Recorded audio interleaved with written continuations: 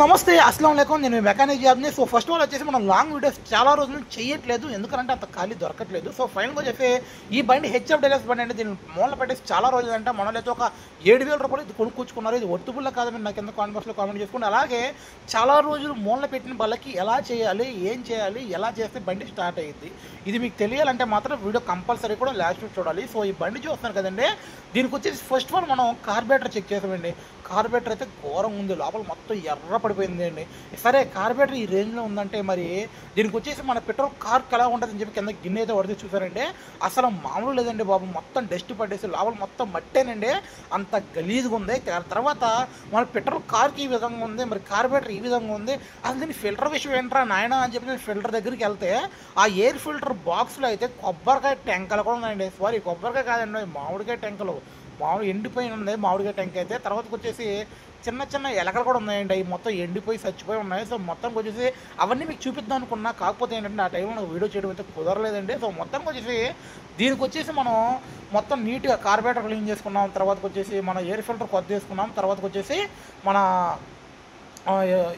Plug ఒకటి కొత్త చేసుకున్నామండి. తర్వాతకి వచ్చేసి దీనికి వైజర్ ఒకటి పోయింది, వైజర్ డ్యామేజ్ అయింది, ఆ వైజర్ కూడా మనం కొత్త చేసుకున్నాము. మొత్తానికి అయితే బండి అయితే స్టార్ట్ చేసామండి.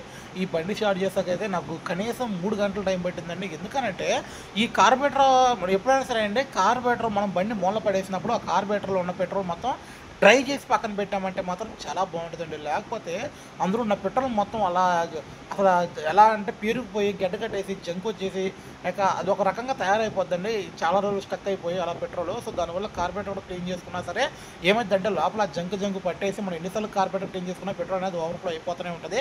దీని అయితే బండి మొత్తం అయిపోయాక దీనికి 2,450 రూపాయలు బిల్ అయిందండి.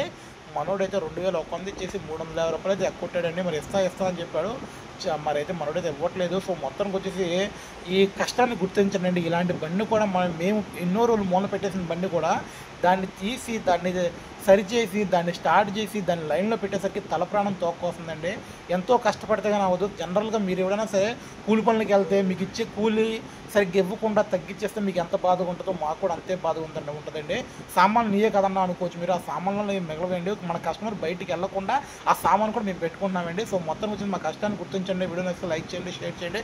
కొత్త వాళ్ళని చూస్తే ఫాలో అవ్వండి, సబ్స్క్రైబ్ చేసుకోండి.